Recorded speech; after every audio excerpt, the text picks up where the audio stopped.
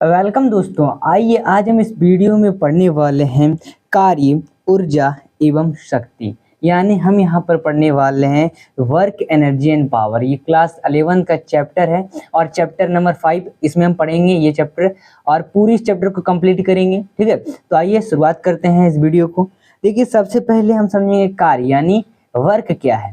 तो दोस्तों, वर्क यानी यदि किसी वस्तु पर बल लगाकर उसकी स्थिति में परिवर्तन किया जाता है तो इसमें जो क्रिया संपन्न होती, क्रिया यानी जो काम जो है वो पूरा होता है, तो उसे वर्क कहा जाता है यानी कार्य। कार्य यानी कोई काम करना। ठीक है, कार्य का मतलब ये कुछ काम करना। अब देखो, यदि बल लगाने पर वस्तु की स्थिति में अगर परिवर्तन ना हो तो उस पर किया गया कार्य नहीं माना जाएगा। मान लो कि यहाँ पर जैसे कि कोई एक मतलब बक्सा है, ठीक है, और इस पर क्या हो रहा है, ये स्थिर है। जब तक इस पर हम क्या कर रहे हैं, कोई मतलब धक्का नहीं लगा रहा है, तब तक क्या हो रहा है, इसके अवस्था में परिवर्तन हो रहा है नहीं हो रहा है। लेकिन जब इस पर धक्का लगाएंगे तो यहाँ से वहां घिसक रहा है। ठीक है, तो इसमें क्या हो रहा है, परिवर्तन हो रहा है। मतलब परिवर्तन हो रहा है तो यहाँ पर क्या कर रहा है, काम हो रहा है, क्रिया हो रहा है। अब क्रिया होने का मतलब है कि कार्य हो रहा है, यानी इसी को हम वर्क कहते हैं यानी कार्य कहते हैं। अब देखो, दूसरी बात यहाँ पर निकल के आती है कि किसी वस्तु पर किए गए कार्य का मान लगाए गए बल तथा बल की दिशा में वस्तु के विस्थापन के गुणनफल के बराबर होता है। इसका क्या मतलब है कि कार्य बराबर बल गुना बल की विस्थापन। ठीक है, बल गुना बल के जो गुणनफल के बराबर है, यहाँ पर ये कहा जा रहा है। दोस्तों, वही हम बात करें कि यदि किए गए कार्य, प्रयुक्त बल और बल की दिशा में विस्थापन क्रमशः हम लिखेंगे WFS। अब W यहाँ पर क्या है जानते ही हो, WFS यहाँ पर कहा जा रहा है। अब देखो, यहाँ पर सबसे पहले इंपॉर्टेंट है कि W का मतलब यहाँ पर वर्क हो गया। ठीक है, तो हम एक फॉर्मूला यहाँ से निकल के आता है कि W is equal to F into S, और S इसमें स्मॉल s लगने वाला है। अब यहाँ पर क्या है, मतलब यहाँ पर किया गया कार्य बताया जा रहा है कि देखो, कार्य एक अदिश राशि है। याद रखना, कार्य क्या है, वर्क एक अदिश राशि है, स्केलर क्वांटिटी, और कार्य का एसआई मात्रक, एसआई यूनिट जो है जूल होता है, जैसे जिसे हम डिनोट करते हैं। दोस्तों, यदि 1 न्यूटन की बल किसी पिंड को बल की दिशा में 1 मीटर विस्थापित कर दे तो किया गया कार्य 1 जूल होगा। यानी 1 जूल बराबर क्या कहलाता है, 1 न्यूटन इंटू 1 मीटर। अब दोस्तों, आइए हम जानते हैं पावर के बारे में, यानी शक्ति। शक्ति कहो या फिर इसे सामर्थ्य कहो। ठीक है, तो दोस्तों, पावर शक्ति, कोई चीज करने की शक्ति, कार्य करने की कोई शक्ति, यानी किसी मशीन अथवा कार्य जो कर्ता के द्वारा कार्य करने की दर से शक्ति कहा जाता है। किसी काम को करना शक्ति कहा जाता है। अब हम इसको इस तरह से लिख सकते हैं कि शक्ति बराबर कार्य बटा टाइम। ठीक है, यानी समय, कार्य बटा टाइम, कार्य बटा समय, शक्ति बराबर कार्य बटा समय। यानी एक तो क्या हो रहा है, काम हो रहा है, क्रिया हो रहा है, उस पर एक क्या लग रहा है, शक्ति लग रहा है, पावर लग रहा है। जब हम पावर लगा रहे हैं तभी ये बक्सा इधर उधर हो रहा है। ठीक है, और इसमें क्या हो रहा है, एक टाइम के साथ हो रहा है। ठीक है, टाइम के साथ हो रहा है, चाहे वो कोई भी टाइम हो, घंटे में हो, मिनट में हो, सेकंड में हो, तो ये टाइम लग ही रहा है। अब यहाँ पर T बराबर टाइम है, W बराबर वर्क हो गया, और उसकी शक्ति, और शक्ति को हम किससे डिनोट करते हैं, पावर से, यानी P से। तो P is equal to WT कहेंगे हम। अब देखो, शक्ति का SI मात्रक क्या है, याद रखना, जूल प्रति सेकेंड, और इससे वॉट कहते हैं। इसे क्या कहते हैं, वॉट कहते हैं। वही दोस्तों, शक्ति का एक अन्य नाम भी है, एक अन्य मात्रक भी है, हम जिसे कहते हैं, अन्य नाम नहीं मात्रक कहेंगे, जिसे हम हॉर्स पावर कहते हैं। और एक हॉर्स पावर होता है 746 वाट का। अब वाट का क्या मतलब है, जेम्स वाट आपने नाम सुना होगा। ठीक है, जॉन जेम्स वाट, तो उन्हीं के नाम पर ये रखा गया है वाट। तो एक horse power is equal to 746 watt होता है, याद रखना। वही दोस्तों, अब हम बात करते हैं आखिरी टॉपिक की, जिसका नाम है ऊर्जा यानी एनर्जी। दोस्तों, किसी वस्तु की कार्य करने की जो क्षमता है उसकी ऊर्जा कहलाती है, यानी एनर्जी कहलाती है। और ऊर्जा के जो अनेक रूप हैं, जैसे स्थितिज ऊर्जा, गतिज ऊर्जा, प्रकाश ऊर्जा, ध्वनि ऊर्जा इत्यादि, यात्रिक ऊर्जा, ये सब चीजों से हम क्या करते हैं, काम करते हैं। ऊर्जा हमें जिससे चाहिए, एनर्जी हमें मिलता है। बहुत सारे प्रकाश ऊर्जा भी, प्रकाश ऊर्जा सनलाइट, ठीक है, हमें भी चाहिए, जरूरी है। उष्मा ऊर्जा भी आता है, वही देख लो, ऊर्जा क्या है, एक अदिश राशि है, ठीक है, एक अदिश राशि है। इसका एसआई मात्रक क्या होता है, जूल होता है। इसका भी एसआई मात्रक जूल होता है। अब इसमें दोस्तों आइए हम बात कर लेते हैं कुछ ऐसे ऊर्जाओं के बारे में जो इंपॉर्टेंट है। पहला ऊर्जा है जो है यांत्रिक ऊर्जा है। यांत्रिक ऊर्जा क्या कहलाता है कि यह किसी पिंड को कुछ यांत्रिक कार्य करने की क्षमता प्रदान करता है। और ये दो प्रकार का होता है, एक गतिज ऊर्जा, एक स्थितिज ऊर्जा। गतिज ऊर्जा, एक स्थितिज ऊर्जा। अब यहाँ पर क्या कहलाया कि एक पिंड की जो स्थिति एवं गतिज ऊर्जाओं का कुल योग इसकी यांत्रिक ऊर्जा कहलाता है, यानी यांत्रिक ऊर्जाएं। अब दोस्तों हम यांत्रिक ऊर्जा बराबर क्या कह सकते हैं कि गतिज ऊर्जा प्लस स्थितिज ऊर्जा इज इक्वल टू यांत्रिक ऊर्जा, या यांत्रिक ऊर्जा बराबर गतिज ऊर्जा प्लस स्थितिज ऊर्जा, ठीक है। तो गतिज ऊर्जा यहाँ पर क्या कहलाया, इसके बारे में जानते हैं, ये इंपॉर्टेंट है।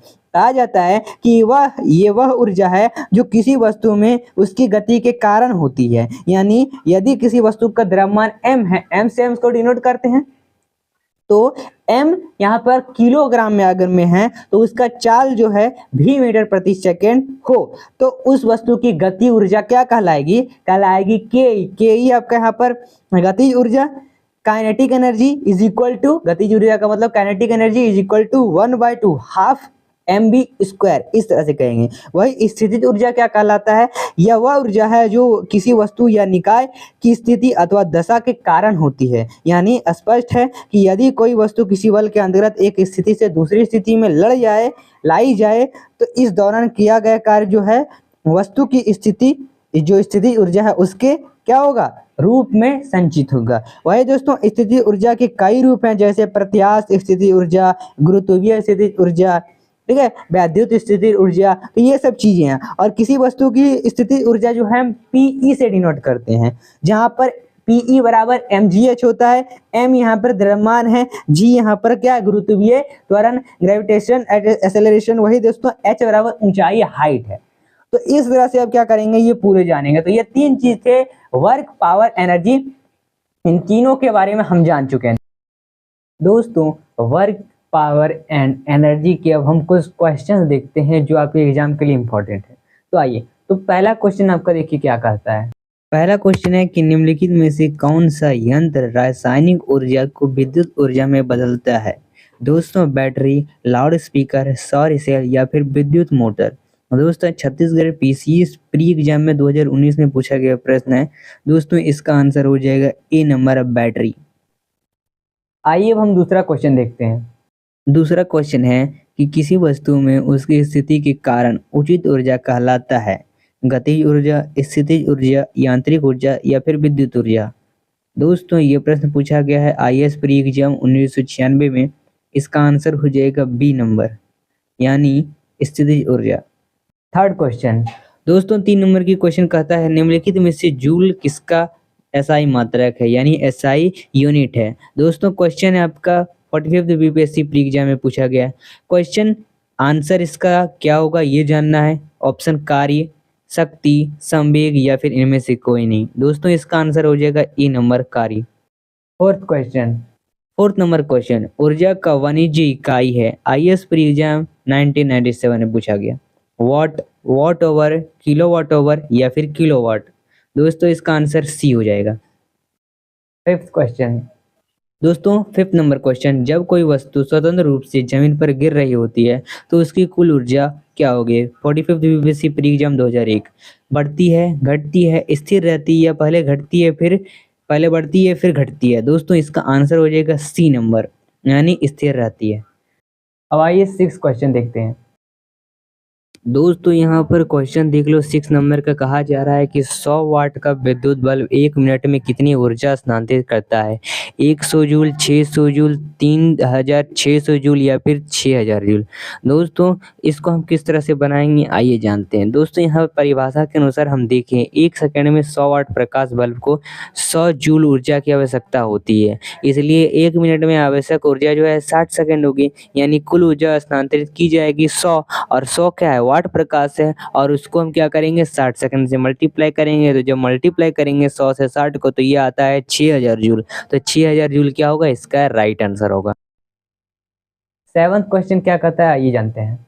7 नंबर क्वेश्चन, जब किसी वस्तु के द्वारा कार्य किया जाता है तो उस पर क्या प्रभाव पड़ता है? दोस्तों आईएएस प्री एग्जाम 1997 में पूछा गया प्रश्न।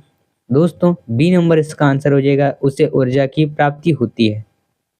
8 क्वेश्चन, दोस्तों क्वेश्चन है 8 नंबर का कि 60 वाट का एक रेडियो सेट 50 घंटे तक चलता है, उसके द्वारा खपत की गई विद्युत ऊर्जा किलोवाट ओवर में कितनी है? दोस्तों 2 kilowatt over, 3 kilowatt over, 4 kilowatt over या फिर 2.5 किलोवाट ओवर। अब आंसर क्या होगा? दोस्तों आंसर इसका बी हो जाएगा 3 किलोवाट ओवर। लेकिन अब इसको आंसर को हम निकालेंगे कैसे, आइए ये जानते हैं। सबसे पहले यहाँ पर ध्यान देना कि यहाँ पर कितने वाट हैं, 60 वाट का यहाँ पर क्या है, रेडियो सेट है और उसके द्वारा 50 घंटे में खपत किया जा रहा है विद्युत ऊर्जा। और विद्युत ऊर्जा कितना खपत किया जा रहा है? 3 किलोवाट घंटे या फिर 3 विद्युत इकाई खत्म किया जा रहा है।